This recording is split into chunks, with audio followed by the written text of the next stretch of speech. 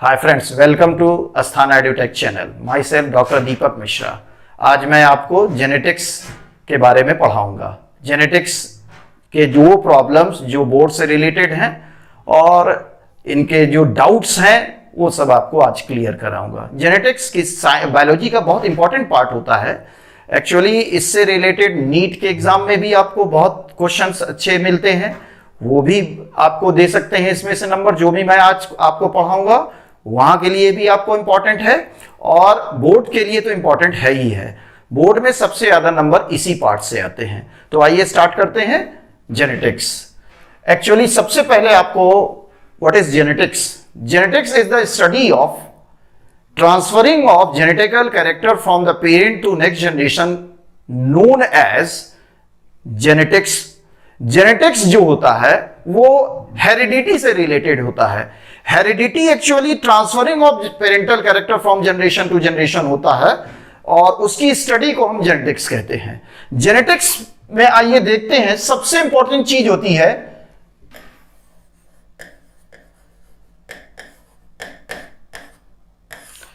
Gene. Gene is the important part of genetics. Actually genetics जो है वो पूरी स्टडी जेनेटिक्स की बिना जीन्स के समझे क्लियर नहीं होती है। जीन जो होता है वो किसी भी लिविंग ऑर्गेनिज्म का वो पार्ट होता है जिसमें पेरेंटल कैरेक्टर स्टोर्ड होते हैं। पेरेंटल कैरेक्टर स्टोर्ड माता पिता से रिलेटेड जितने भी पेरेंटल कैरेक्टर होंगे इन्हीं जीन्स के माध्यम से एक जनरेशन से दूसरे जनरेशन में जाएंगे। तो ये जीन्स बेसिकली आप इसको समझ सकते हैं chromosome. Chromosome is the gene for all living organism, mostly for the animals. इसी तरह प्लांट में भी होते हैं क्रोमोसोम, वहां क्रोमोसोम के बजाय जीन कहा जाता है। लेकिन ह्यूमन और एनिमल के रिलेशन में आएंगे तो ये क्रोमोसोम है। तो आपको मैंने जेनेटिक्स की डेफिनेशन बता दी और जेनेटिक्स। अब आते हैं जेनेटिक्स को सबसे पहले किसने डिस्कवर किया था? तो सर जॉन ग्रेगर मेंडल वो साइंटिस्ट थे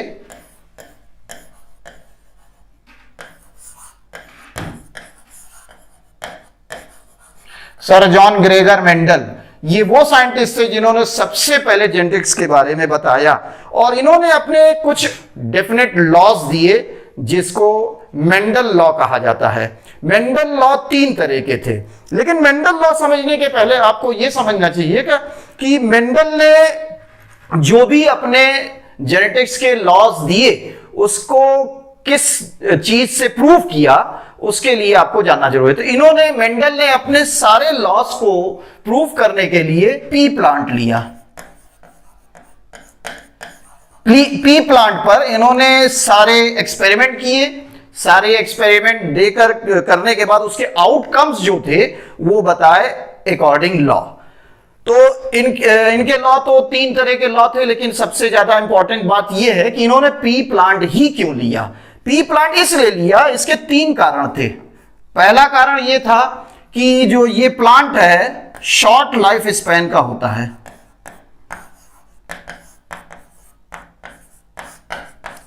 यानी कम समय में कंप्लीट हो जाता है। इसमें जो भी हमको कुछ देखना है वो आसानी से जल्दी पूरा होकर दिखाई पड़ेगा। दूसरा होता है it contain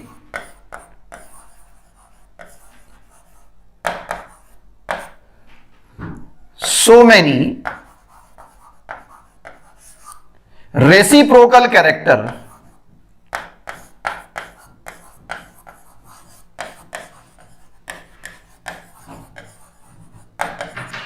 What is reciprocal character? किसी भी एनिमल में, प्लांट में या लिविंग ऑर्गेनिज्म में वो कैरेक्टर जो एक दूसरे के अपोजिट होते हैं, तुलनात्मक होते हैं। जैसे लंबा, उसका तुलनात्मक लक्षण बौना। जैसे कलर में आ जाते हैं तो लाल, उसका अपोजिट तुलनात्मक लक्षण हो जाता है, अपोजिट रेसिप्रोकल कैरेक्टर व्हाइट हो जाता है। तो इसी तरह से जितने भी अपोजिट कैरेक्टर हैं एक दूसरे के, that are called reciprocal character. और पी प्लांट में ये रेसिप्रोकल कैरेक्टर बहुत ढेर सारे होते हैं। तो जब बहुत ढेर सारे कैरेक्टर होंगे तभी हमको कोई एक्चुअल आउटकम निकालने में आसानी होता है, अच्छा होता है। तो आसानी से हम उसको प्रूफ कर सकते हैं और उस पे हम लॉस बना सकते हैं। तीसरा कारण था इसमें सेल्फ फर्टिलाइजेशन।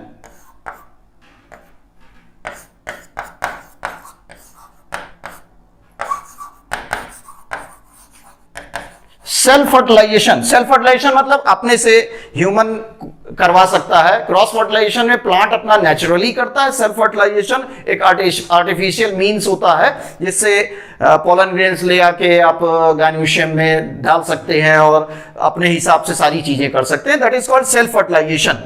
तो सेल्फ फर्टिलाइजेशन में ये प्रोसेस करवा के हम आसानी से जितने भी लॉज हैं उनको देख सकते हैं। तो इसी 3 कारण थे। इस 3 कारण की वजह से मेंडल ने ये अपने पी प्लांट को ही सजेस्ट किया और पी प्लांट को ही सेलेक्ट करके इस पे सारे लॉज दिए। अब आते हैं मेंडल के कौन कौन से लॉ हैं और वो क्या है। मेंडल ने जितने भी लॉ दिए हैं उसे कहा जाता है मेंडल्स जेनेटिकल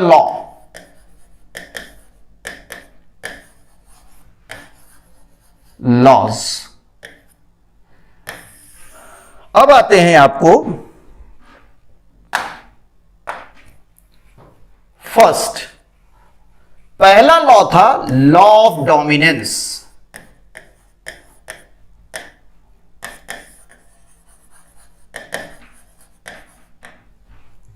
डोमिनेंस। दूसरा लॉ था लॉ ऑफ सेग्रीगेशन।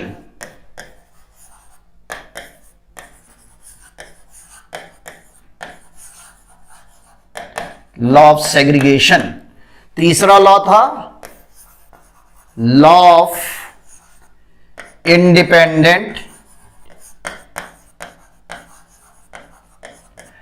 असोर्टमेंट।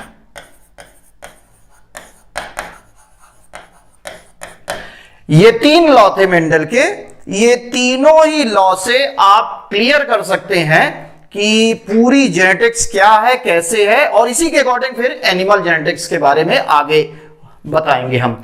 तो सबसे पहले आते हैं हम कि what is law of dominance. Actually dominance का मीन्स होता है कि स्ट्रॉन्ग चीजें। तो यहां चीजें क्या होंगी? Character, genetical character. तो वो कैरेक्टर जो अपने अपोजिट कैरेक्टर के साथ क्रॉस करने के बाद नेक्स्ट जनरेशन में दिखाई पड़ता है, तो that are called dominant character.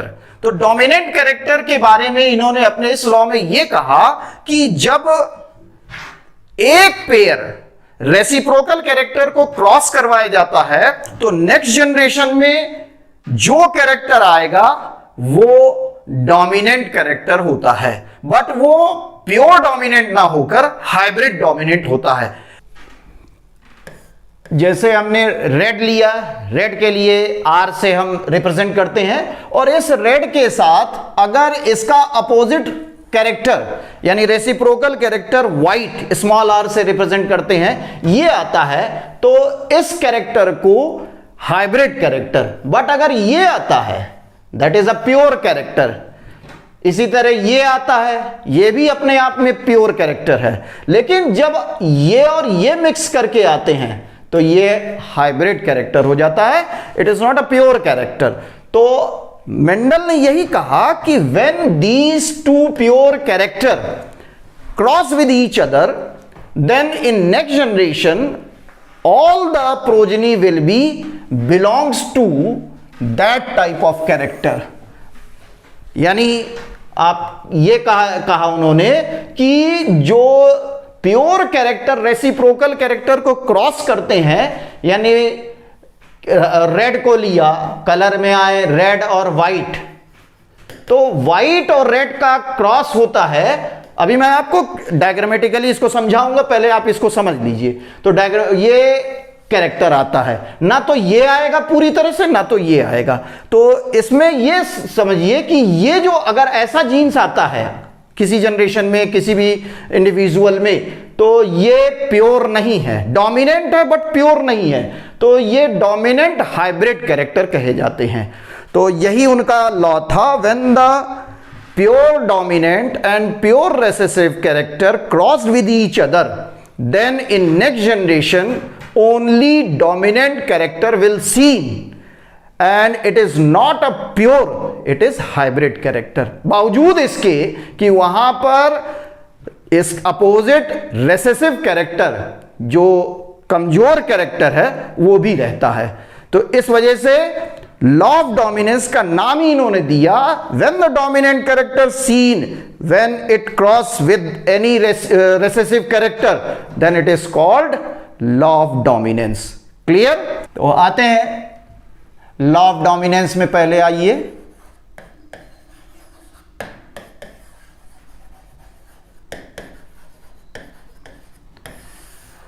For example हम अगर रेड पी प्लांट लें, इसका क्रॉस कराएं white flower,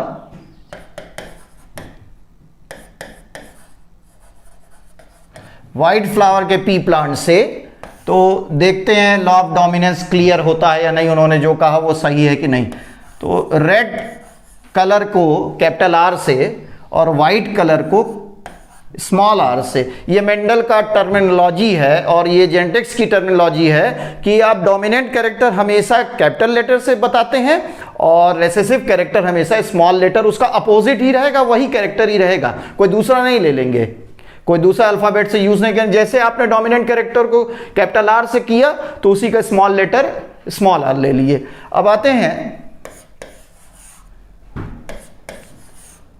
this is the P1 generation, parental first generation, when crossed with, ये जीन्स बनेंगे पहले, बिना गैमीट के क्रॉस नहीं होता है, गैमीट ही आगे, मेल गैमीट फीमेल गैमीट होता है, वो जाएगा। तो दिस इज द गैमीट। यहां सबसे इंपॉर्टेंट चीज है, आप डायग्राम कैसे बनाते हैं, ये डायग्राम क्लियर नहीं हो पाता है तो डायग्राम कैसे बनता है ये ध्यान रखिएगा। यहीं से अब कॉम्प्लिकेटेड चीजें शुरू हो जाती हैं। When the first gamete of red plant crossed with, fertilised with the first gamete of white plant, then the gene of this plant will be capital R and a small r. In the same way, second gamete when fertilized, capital R and a small r gene will come, and so on, capital R and a small r.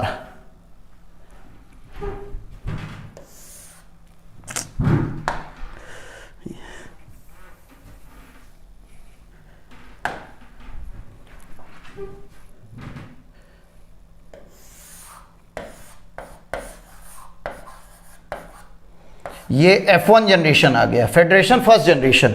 अब यहां देखिए जितने भी plant आए, चारों के चारों plant में एक जैसे जीन्स दिख रहे हैं, 50% इधर के, 50% इधर के। तो 50% इधर के होने के कारण ये फिनोटाइपिकली, यानी बाहर से आप लगा हुआ, आप जो फ्लावर लगा हुआ देखेंगे तो इन चारों प्लांट में वाइट रेड कलर के ही आएंगे, व्हाइट के नहीं आएंगे। लेकिन यहां पर ये आप देख रहे हैं,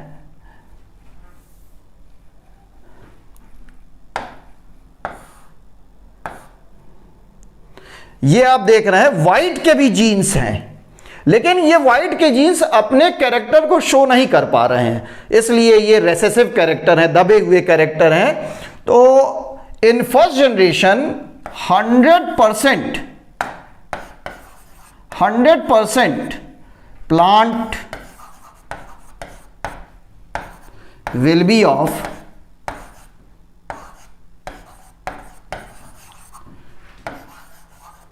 red flowers,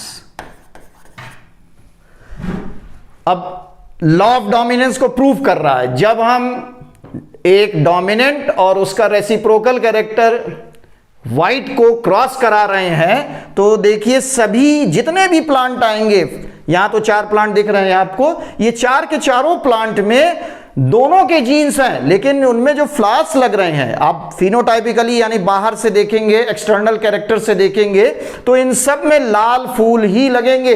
इन सभी चारों पी प्लांट में लाल फूल ही दिखेंगे, रेड फ्लावर्स ही दिखेंगे। लेकिन यहां पर व्हाइट के जीन्स भी हैं, लेकिन व्हाइट के जीन होने के कारण ये प्योर आपको रेड फ्लावर नहीं कहलाता है। It is called hybrid red colour.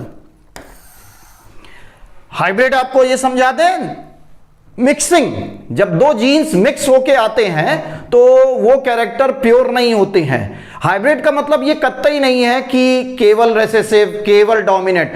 अगर दोनों जीन्स एक जैसे होते हैं तो ये प्योर होते हैं, चाहे वो रेसेसिव हो चाहे वो डोमिनेंट हो। लेकिन जब किसी भी प्रोजेनी में, किसी भी इंडिविजुअल में 2 डिफरेंट जीन आ गए, देखिए सभी डिफरेंट जीन हैं, तो 2 डिफरेंट जीन आने के कारण इसको हम हाइब्रिड कैरेक्टर कहते हैं। और यहां सभी लाल आ रहे हैं, सफेद के जीन्स भी हैं यहां पर, इसलिए इसको हम रेड, हाइब्रिड रेड कह रहे हैं, प्योर नहीं। ये अपने आप में प्योर है, ये अपने आप में प्योर है। इस तरह से लॉ ऑफ डोमिनेंस जो मेंडल का था वो यही बता रहा था कि जब हम डोमिनेंट और रेसेसिव यानी अपोजिट, एक पेयर है ये, 1 pair of reciprocal character when cross with each other, then in F1 generation all the progeny, all the individual will be of dominant character, but they are not pure dominant, they are hybrid dominant, because यहां पर recessive character के भी jeans पाए जाएंगे। तो clear हो गया। तो इसी तरह से आप ये कैरेक्टर हैं, इनसे आप अपने से प्रैक्टिस कर सकते हैं घर में। आप टॉल प्लांट का क्रॉस कराइए ड्वार्फ प्लांट से। टॉल प्लांट को आप कैपिटल टी और ड्वार्फ इसी का अपोजिट स्मॉल टी हो जाएगा, सेम वही आ जाएगा। नेक्स्ट जनरेशन में आप आते हैं, देखिए ये गैमीट बनाया हमने, गैमीट बनाने के साथ अब क्रॉस करिए, देखिए सेम वैसे ही आ रहा है, capital T small T, capital T small T सभी में आ रहे हैं, and capital T small T and so on. Important चीज यहां पर है कि ये डायग्राम कैसे बनेगा, ये ध्यान रखिएगा। एक डोमिनेंट जीन को उठाइए, रेसेसिव के पहले से कराइए, फिर इसी को ही दूसरे से कराइए, देन अगेन दूसरा करिए, तब जाके ये आपका फिगर जो होगा, डायग्राम जो होगा वो क्लियर होगा। और डायग्राम में एक चीज ये भी ध्यान रखिएगा कि सारे प्लांट ऊपर नीचे नहीं होने चाहिए, इन सब में नंबर कटते हैं, तो नंबर बचाने के लिए आप डायग्राम बहुत क्लियर बनाएंगे। और उसके साथ साथ आपको ये भी ध्यान रखना है कि जनरेशन को क्लियर दिखाना है, क्या क्या चीजें डायग्राम में, लेबलिंग डायग्राम नहीं होगी, लेबल डायग्राम नहीं होगा तो उस पर भी नंबर नहीं मिलता है, डायग्राम काट दिए जाते हैं। जैसे ये P1 जनरेशन है, पेरेंटल जनरेशन है, ये जो बना ये गैमीट बना, गैमीट को आप पूरा लिखिए या जी से ही दिखा दीजिए, वो भी कोई दिक्कत नहीं है। और ये F1 generation, F1 means federation first generation. अब ये आप किसी भी 1 पेयर ऑफ कैरेक्टर को लेंगे और क्रॉस कराएंगे तो लॉ ऑफ डोमिनेंस प्रूव करेगा मेंडल का। क्लियर। देन अब आते हैं आपको सेकेंड लॉ। सेकेंड लॉ में आते हैं law of segregation.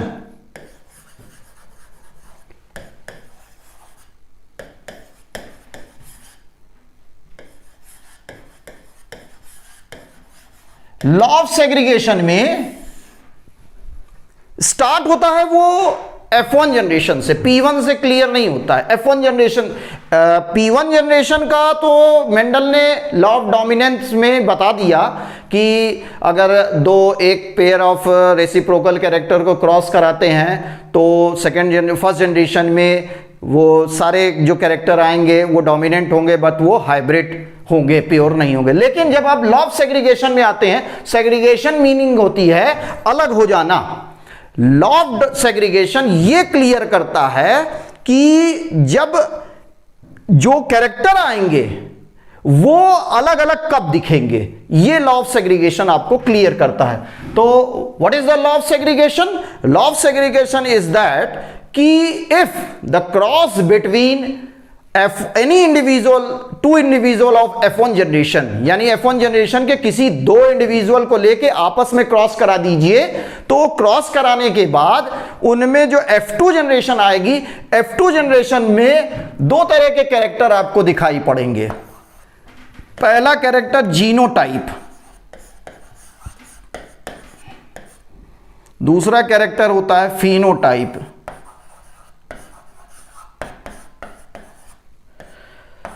The character which are recognized by the genes only, not by the external feature, external character। बाहर से आपको कोई क्लियर ना हो कि ये कैरेक्टर क्या है, केवल जीन एनालाइज करके क्लियर हो, तो that character is called genotype character. And those character which are identified by the external feature, morphological feature से आपको क्लियर हो, मॉर्फोलॉजी से क्लियर हो, तो that is called phenotype character. यानी आप और क्लियर कर दें कि जैसे अभी यहां पर आपको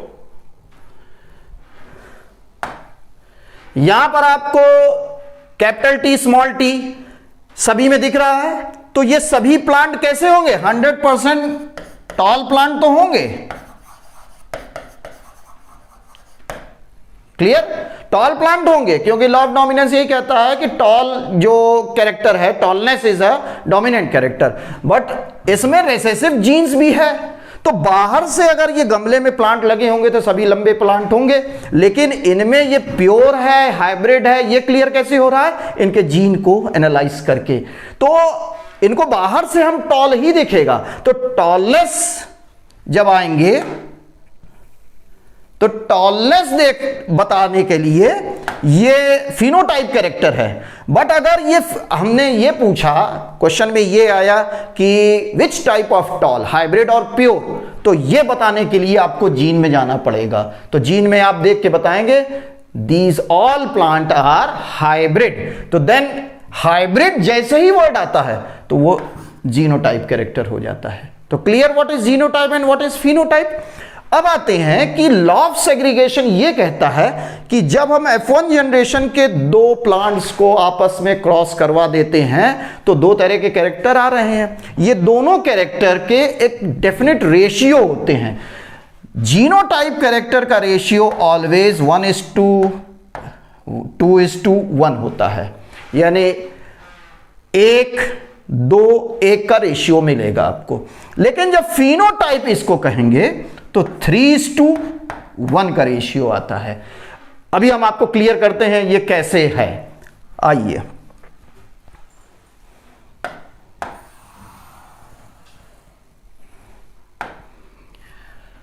अब हम ले लेते हैं, स्टार्ट करते हैं टॉल एंड ड्रॉप से ही। Tall plant when cross with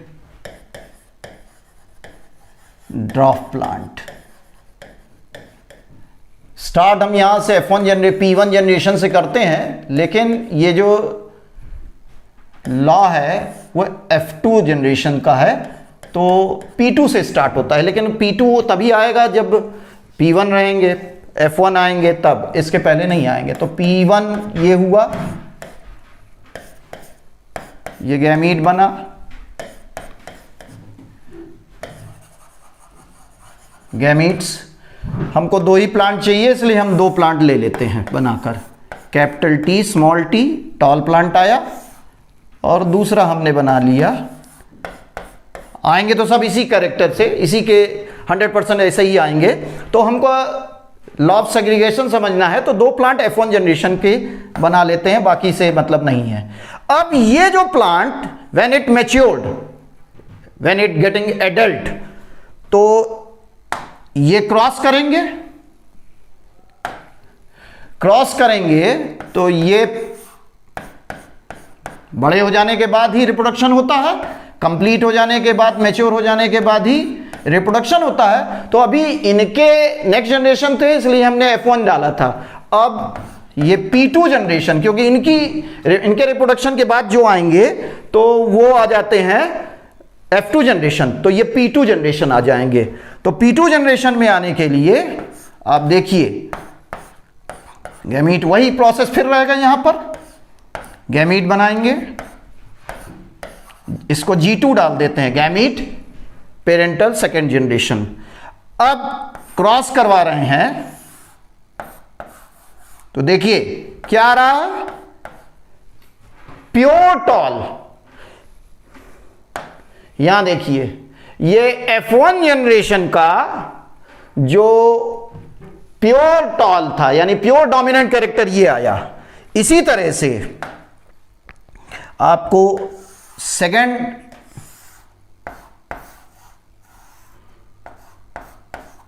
ये देखिए F1 जनरेशन का कैरेक्टर दिखाई पड़ने लगा। फिर थर्ड प्लांट देखेंगे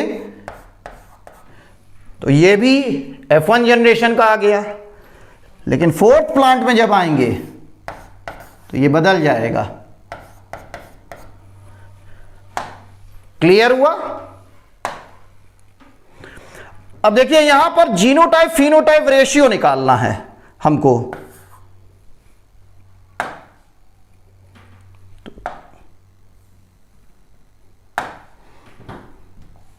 तो जीनोटाइप फिनोटाइप रेशियो निकालने के लिए आप देखिए पहले यहां लिखेंगे ये कैसा प्लांट है, ये प्योर टॉल है,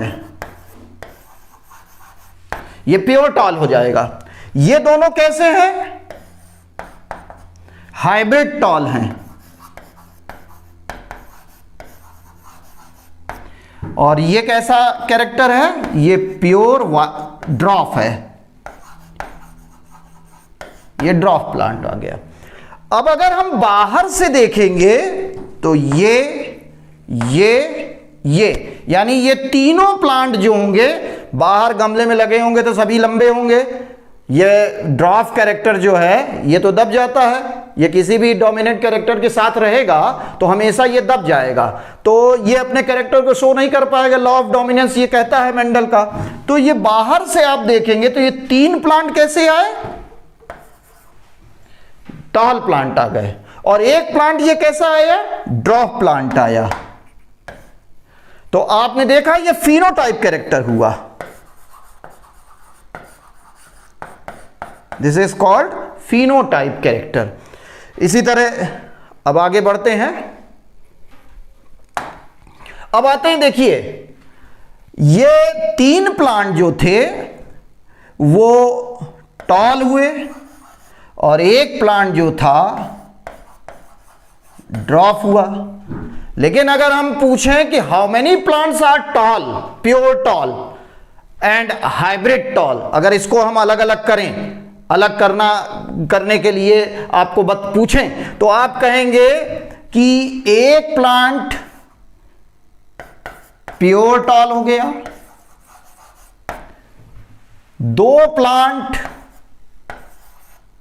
हाइब्रिड टॉल हो गया, और लास्ट में एक प्लांट प्योर ड्रॉप हो गया, प्योर ड्रॉप। तो ये कैसे पता चला आपको, ये जब आपने जीन एनालाइज किया तब तो पता चला। विदाउट जीन एनालिसिस के ये आप बता सकते हैं कि प्योर है, हाइब्रिड है, कैसा है, ये केवल जीन से ही, ये देख के आपको ऑन पेपर आप देख रहे हैं। अगर ये चारों प्लांट लगे होते तो आपको दिखाई पड़ता कि एक बौना है और बाकी 3 लंबे प्लांट आ रहे हैं। तो ये तो बाहर से जो देख रहे हैं वो फिनोटाइप कैरेक्टर है, लेकिन जब हम इसके जीन्स को एनालाइज करते हैं तो हमको दिखाई पड़ता है ये 3 जो प्लांट थे, इनमें फिर आपको अलग अलग मिलेंगे, एक प्योर टॉल मिलेगा और इसमें 2 हाइब्रिड टॉल मिलेगा। अब देखिए यहां पर ये 1:2:1 आया रेशियो, तो इसी रेशियो को कहा जाता है जीनोटाइप रेशियो या जीनोटाइप कैरेक्टर। तो इस तरह से लॉ ऑफ सेग्रीगेशन में क्लियर ये होता है कि when the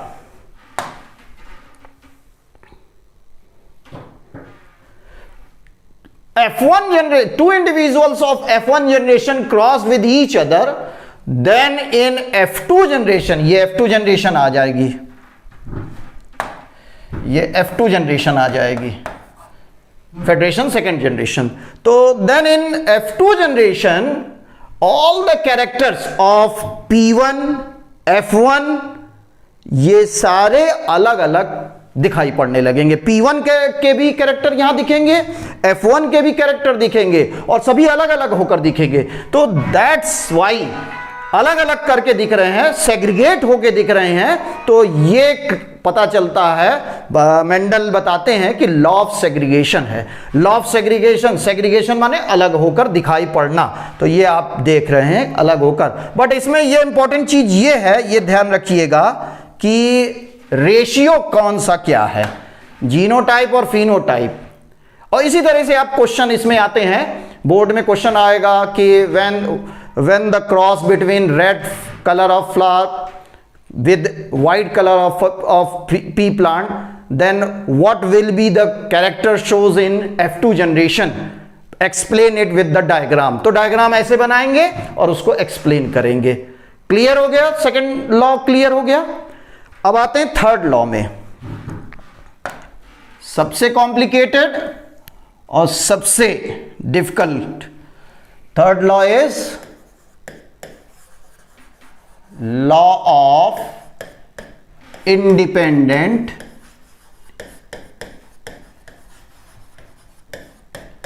assortment.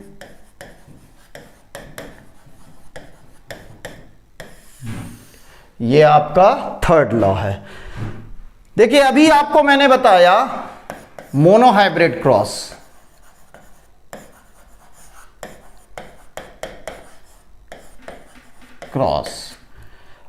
Monohybrid cross वो क्रॉस होता है जब आप एक पेयर कैरेक्टर को, रेसिप्रोकल कैरेक्टर को क्रॉस करते हैं।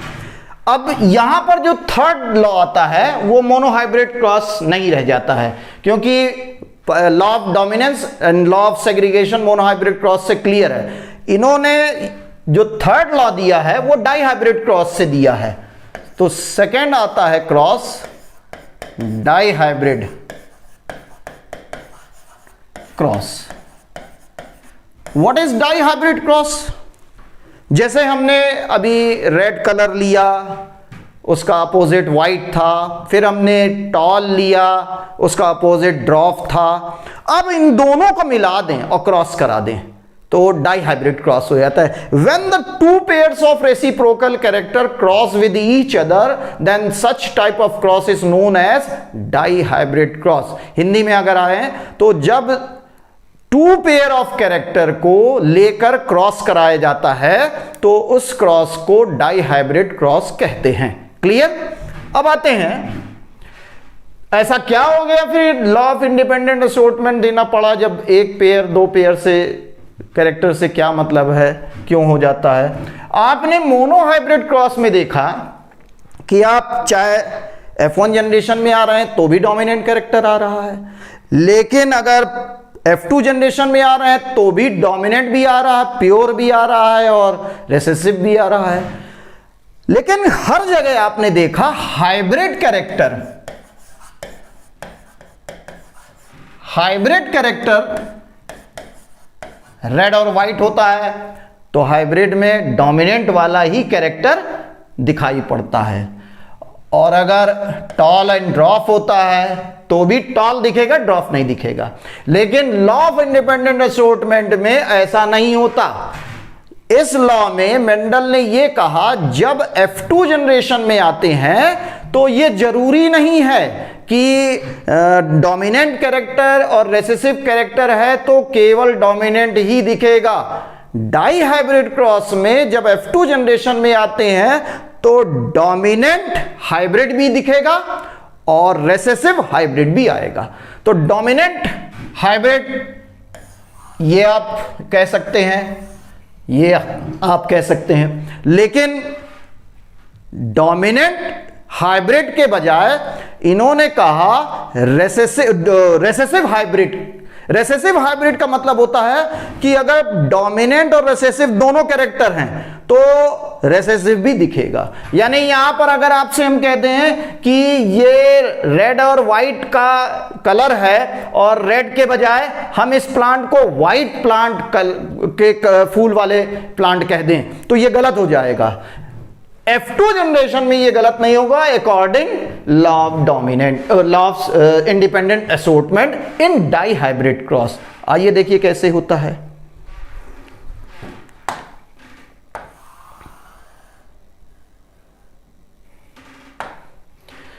अब आते हैं डाई हाइब्रिड क्रॉस में हम क्या ले लेते हैं। अभी तक तो ये टाल और रेड कलर पे ये लिया था, अब इसको चेंज करते हैं तो थोड़ा सा चेंज आ जाएगा। तो ये आ जाएगा round and yellow seeded pea plant crossed with wrinkle green seeded pea plant. ध्यान से समझिएगा, बहुत इंपॉर्टेंट है और काफी पूछा जाता है और बड़ा कॉम्प्लिकेटेड है। यहां डायग्राम भी बहुत कॉम्प्लिकेटेड है। तो अब राउंड एंड येलो देखिए, एक साइज हो गया सीड का और दूसरा कलर हो गया सीड का। ये डाई कैरेक्टर हो गए ना, दो तरह के कैरेक्टर हो गए, टू पेयर ऑफ कैरेक्टर हो गए। एक साइज है और एक कलर है सीड का। इसी तरह इसका opposite reciprocal character wrinkle, round का अपोजिट क्या हो जाएगा रिंकल और येलो का अपोजिट ग्रीन। तो ये क्रॉस जब दो पेयर ऑफ रेसिप्रोकल कैरेक्टर, दो तरह के कैरेक्टर को, दो जोड़े कैरेक्टर को लेकर क्रॉस कराते हैं तो ऐसा क्रॉस डाई हाइब्रिड क्रॉस कहलाता है। क्लियर हो गया डाई हाइब्रिड मोनोहाइब्रिड। तो आइए अब इसमें देखते हैं, बिल्कुल वैसे ही जैसे वहां बनाते थे वहां यहां भी बनाएंगे। राउंड कैपिटल आर से, येलो कैपिटल वाई से। इसी तरह यहां इसका अपोजिट हो जाएगा। राउंड को आपने कैपिटल आर किया है तो यहां स्मॉल आर कर दीजिए। ग्रीन को, येलो को कैपिटल वाई किया है तो यहां पर स्मॉल वाई कर दीजिए। ये हो गया P1 generation, parental first generation.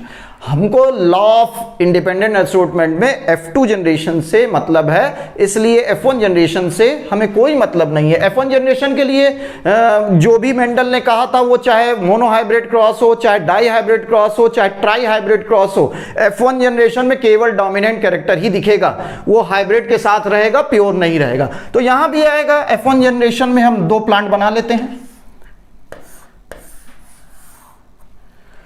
आपको मालूम है कि F1 जनरेशन में दोनों के मिक्स हाइब्रिड कैरेक्टर होते हैं, आधे इधर के आधे इधर के। तो राउंड रेड आ गया, राउंड आ गया कैपिटल आर और रिंकल का स्मॉल आर आ गया। इसी तरह येलो का कैपिटल वाई आ गया और ग्रीन का स्मॉल वाई आ गया।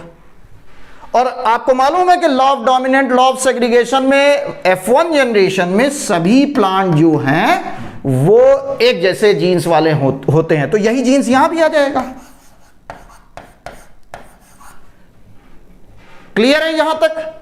ये इस अकॉर्डिंग लॉ ऑफ डोमिनेंस जो भी बताया था उन्होंने, वो F1 जनरेशन के लिए। F1 जनरेशन में उन्होंने यही कहा था कि जब भी हम चाहे मोनोहाइब्रिड क्रॉस हो, एक जोड़े कैरेक्टर को लें, दो जोड़े कैरेक्टर को लें, तीन जोड़े कैरेक्टर को लें, उससे कोई मतलब नहीं। F1 जनरेशन में केवल डोमिनेंट कैरेक्टर रहेगा और डोमिनेंट प्योर नहीं रहेगा, उसके साथ रिसेसिव के भी कैरेक्टर रहेंगे, इसलिए ये मैंने बनाया। क्लियर? आगे चलते हैं इसके।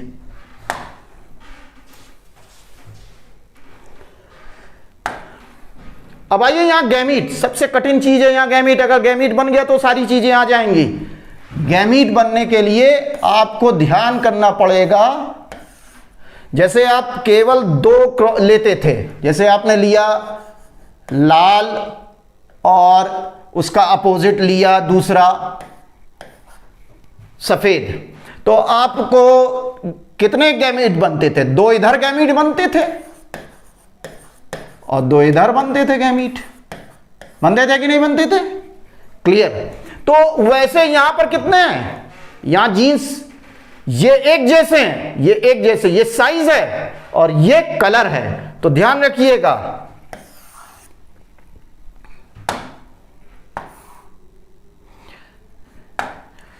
यहां पर अब रफ वर्क थोड़ा सा करिएगा, रफ वर्क एग्जाम में करिएगा। इसमें कभी भी कोई एक जैसे कैरेक्टर वाले जीन्स जो होते हैं वो किसी भी गैबिट में नहीं आएंगे, वो हमेशा अपने अपोजिट के रहेंगे। तो ये इसके साथ आएगा। तो पहला गैमीट बन गया कैपिटल आर कैपिटल वाई, दूसरा गैमीट बन गया, अब इसी का इससे आएगा कैपिटल आर स्मॉल वाई। अब ये कंप्लीट हो गया, अब इसको लेंगे स्मॉल आर कैपिटल वाई, फिर स्मॉल आर स्मॉल वाई। ये क्लियर हुआ? तो जब यहां पर ये चार बने तो इसी तरह सेम जीन्स यहां भी है तो सेम जीन्स यहां भी यही गैमीट बनाएंगे। तो आप capital R capital Y, capital R small Y, small R capital Y, small R small Y. This is the gamete G2, sorry G1, G2 ही रहेगा, F2 है तो G2 आएगा, सॉरी। अब आते हैं इसमें। अब यहां पर अभी तो आपको बहुत इजी लग रहा था कि आप चार जीन्स थे, चार गैमीट थे, दो इधर से लिए और चार प्लांट आ गए। अब यहां पर चार इधर के हैं गैमीट और चार इधर के हैं, तो आपको जो F2 जनरेशन में प्लांट आएंगे वो 4 4 जा 16 प्लांट होंगे। और 16 प्लांट ऐसे आप क्रॉस करवा के बनाने में बड़ी दिक्कत होगी। तो ये जो है चेकर बोर्ड से आपको शो करते हैं। चेकर बोर्ड में आपको 16 करना है तो 4 ऐसे वर्टिकल कॉलम बनाइए और 4 हॉरिजॉन्टल कॉलम।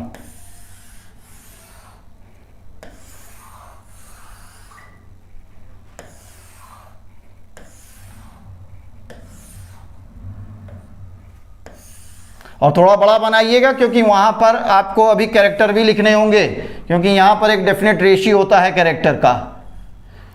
अब सारे गैमीट ये मेल हो जाएंगे और ये फीमेल हो जाएगा।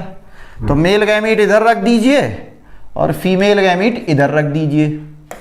Capital R capital Y, small Y capital, small R capital Y, small R small Y. ध्यान रखिएगा, वाई में नीचे मोड़ेंगे तो कैरेक्टर ढूंढने में दिक्कत होगी आगे जाके। इसी तरह यहां भी होगा।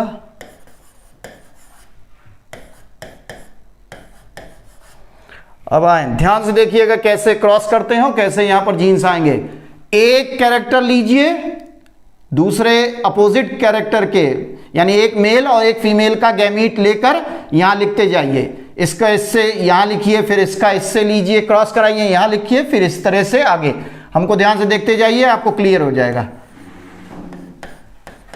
ये हुआ capital R small capital Y. इसी तरह यहां पर इससे किया, क्लियर।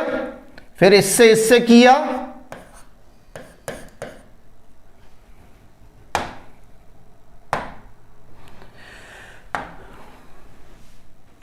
ध्यान से देखिएगा, ये है। फिर यहां से ये करेंगे capital R small R capital Y small Y. कोशिश ये कीजिएगा कि जो कैपिटल लेटर है वो पहले लिखिएगा, स्मॉल लेटर बाद में, और एक टाइप के कैरेक्टर एक साथ और अपोजिट कैरेक्टर अपोजिट साइड। कहने का मतलब है साइज वाले एक साथ और कलर वाले एक साथ, और कैपिटल पहले स्मॉल बाद में। इसी तरह इसमें करिए।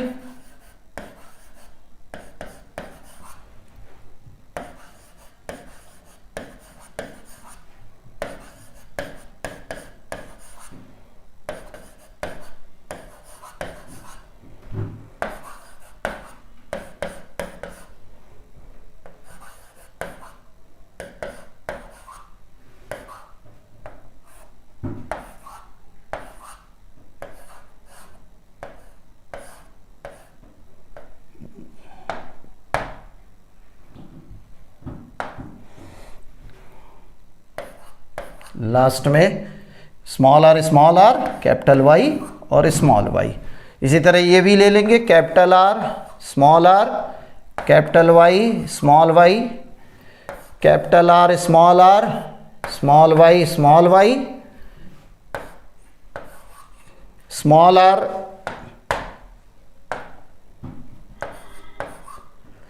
और कैपिटल वाई, स्मॉल वाई। इसी तरह लास्ट में small R small Y. Clear हुआ? यहां किसी को डाउट हो तो फिर से समझ लीजिए।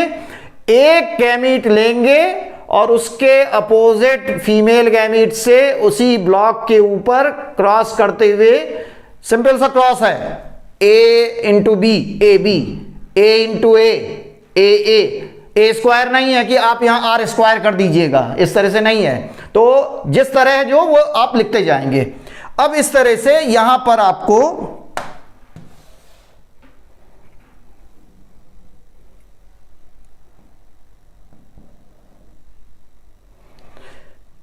कैरेक्टर आपको निकालना है।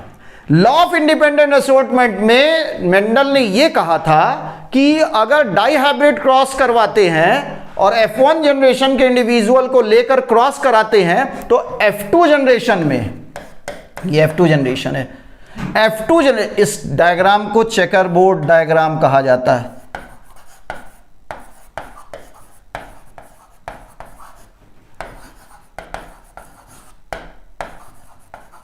चेकर बोर्ड डायग्राम कहते हैं इसको। अब इस F2 जनरेशन में उन्होंने कहा, मैंने आपको बताया कि अभी तक आपने पढ़ा डोमिनेंट और रेसेसिव होते हैं तो केवल डोमिनेंट दिखेगा, लेकिन यहां पर डोमिनेंट और रेसेसिव है तो रेसेसिव भी दिखेगा, डोमिनेंट भी दिखेगा, लेकिन उसका एक डेफिनेट रेशियो होगा। वो रेशियो ये होगा 9:3:3:1। आप इसको ऐसे भी लिख सकते हैं, इस तरह से भी लिख सकते हैं, लेकिन यहां मैं इसलिए ऐसा लिख रहा हूं कि यहां आगे कैरेक्टर लिखूंगा और कैसे ढूंढना है आपको यहां पर क्लियर होगा। अब आते हैं 9 प्लांट जो होंगे वो मिलेंगे आपको राउंड एंड येलो।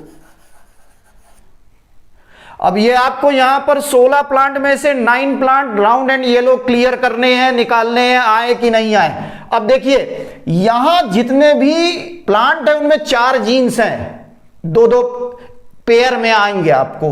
तो देखिए जो ये जीन है, ये कैपिटल आर क्या बताता है? राउंड, और कैपिटल वाई क्या बता रहा है? कलर उसका येलो कलर। इन 16 प्लांट्स में से जहां जहां एटलीस्ट 1 कैपिटल आर और 1 कैपिटल वाई है अगर, तो वो सब राउंड एंड येलो में आ जाएगा। अब यहां पर एक रिप्रेजेंटेशन का आपको कोई भी चीज अपने इसे सोच लीजिए, जैसे आपने टिक लगा दिया। अब यहां पर रिप्रेजेंटेशन के लिए अंदर आप टिक लगाइए। देखिए यहां पर कैपिटल आर और कैपिटल वाई है, देखिए एक ये, ज्यादा भी हो सकते हैं, लेकिन एटलीस्ट आपको एक कैपिटल आर और एक कैपिटल वाई जरूरी देखना है। तो ये हो गया 1, फिर देखिए यहां पर है 2, फिर यहां है 3, फिर यहां है 4। क्लियर? 4 भी हो सकते हैं, 4 से ज्यादा भी हो सकते हैं, लेकिन आपको एक कैपिटल आर और एक कैपिटल वाई क्लियर करना है। यहां देखिए है, यहां है, नहीं है, यहां पर है, यहां नहीं है, यहां है, यहां भी है, यहां नहीं है, यहां नहीं है, यहां है। ये देखिए कैपिटल आर और कैपिटल वाई, ये यहां पर ऊपर आप जाएंगे तो कैपिटल आर और ये स्मॉल आर इधर का आया है, और ये ऊपर आएंगे तो आप देख लीजिए, ये देखिए यहां पर ये आया, ये, और ये कैपिटल वाई है, स्मॉल वाई है, तो ये हो गया। इसमें है, नहीं है, इसमें भी नहीं है, इसमें भी नहीं है। अब टोटल गिनिए कितने हुए? 1 2 3 4 5 6 7 8 9 प्लांट राउंड एंड येलो आ गए। अब आते हैं दूसरा 3 प्लांट आपको आएंगे ये कैरेक्टर वाले, round and green. Round and yellow हो गया, वाई स्मॉल वाई ग्रीन का था, राउंड एंड ग्रीन। क्लियर ना हो तो आप फिर से देख लीजिए, यहां पर पीछे जाएंगे आप, आते हैं। अब आइए round and green,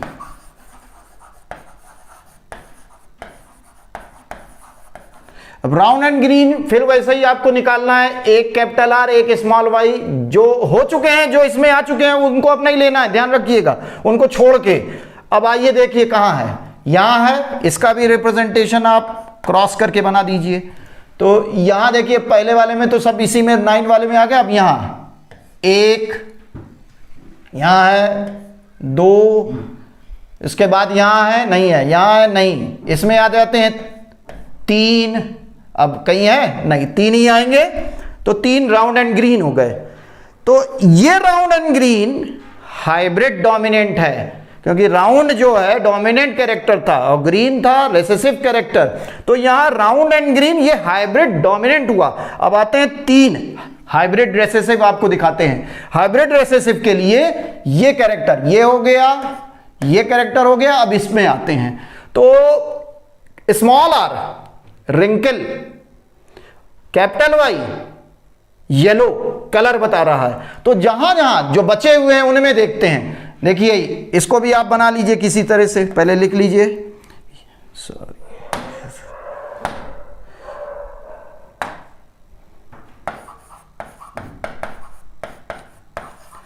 wrinkle and yellow, इसको आप इससे रिप्रेजेंट करिए। एक यहां है, दोनों में देख रहे हैं, 2 यहां है, फिर देखिए यहां पर इसमें है, ये दिख रहा है, इसमें नहीं है, ये इसमें नहीं आएगा। तो 3 प्लांट राउंड ग्रीन आ रहा है और 3 प्लांट रिंकल येलो आ रहा है। रिंकल येलो रेसेसिव हाइब्रिड है, यहां देख लीजिए 1 2 3 इसमें आएंगे, 1 2 3। यहां पर कहीं भी डोमिनेंट कैरेक्टर है तो ये केवल कलर येलो है, और साइज जो है वो आपका रेसेसिव कैरेक्टर है साइज। तो डोमिनेंट कैरेक्टर साथ में है फिर भी रेसेसिव दिख रहा है, रिंकल येलो दिख रहा है, तो रिंकल रेसेसिव कैरेक्टर है। तो इसी को लॉ ऑफ इंडिपेंडेंट असॉर्टमेंट में मेंडल ने यह बताया था कि जरूरी नहीं है कि डोमिनेंट और रेसेसिव हो तो केवल हमेशा डोमिनेंट दिखेगा। यहां पर उन्होंने बताया कि इस तरह का क्रॉस लेंगे, डाई हाइब्रिड क्रॉस, तो F2 जनरेशन में डोमिनेंट हाइब्रिड भी दिखेगा और डोमिनेंट रेसेसिव भी दिखेगा, लेकिन दोनों का रेशियो सेम होगा, दोनों सेम आएंगे। जितना परसेंटेज डोमिनेंट हाइब्रिड होगा उतना ही परसेंटेज डोमिनेंट रेसेसिव हो जाएगा, सॉरी रेसेसिव और हाइब्रिड कैरेक्टर हो जाएगा। लास्ट में आते हैं, केवल आपका ये एक प्लांट बचा प्योर है, ये स्मॉल आर क्या बता रहा है, ये रिंकल, और स्मॉल वाई क्या बता रहा है, ये ग्रीन है। तो ये फिर जैसे यहां पर आपका ये आ रहा था सेम वैसे ही ये आ रहा है, प्योर आ रहा है, यानी ये आ जाएगा रिंकल एंड ग्रीन कैरेक्टर। इसको आप दिखा दीजिए, ये आपने ऐसे दिखा दिया, क्लियर हुआ। अब लॉ ऑफ इंडिपेंडेंट असॉर्टमेंट इसलिए कहा गया कि देखिए प्योर भी आ रहा, प्योर डोमिनेंट भी आ रहा है, हाइब्रिड डोमिनेंट भी आ रहा है, हाइब्रिड रेसेसिव भी आ रहा है और प्योर रेसेसिव भी आ रहा है, लेकिन सबका एक डेफिनेट रेशियो होता है। वो रेशियो में आते हैं, सबसे ज्यादा आएगा डोमिनेंट कैरेक्टर, सबसे कम आएगा प्योर रेसेसिव कैरेक्टर। लेकिन जब मिक्स कैरेक्टर की बात करें, हाइब्रिड कैरेक्टर की बात करें, तो हाइब्रिड डोमिनेंट हाइब्रिड रेसेसिव दोनों साथ साथ आएंगे और सेम रेशियो में आएंगे। तो ये हो गया law of independent assortment. Clear हो गया आपको। अब इसी तरह से आप कोई भी 2 ले लीजिए, आप टॉल और रेड ले लीजिए, इसका क्रॉस करा दीजिए ड्रॉप और वाइट से। ये अपना आप करके देखिएगा, इसी के अकॉर्डिंग चेकर बोर्ड का डायग्राम बना के देखिएगा और इसी पे बेस रहिएगा, अपने आप कर लेंगे, कोई दिक्कत नहीं आएगा। तो नेक्स्ट में आपको हम आगे बताएंगे, इसके मेंडल के लॉ के आगे जो भी चीजें होंगी वो बताएंगे। आज के लिए इतना, थैंक यू।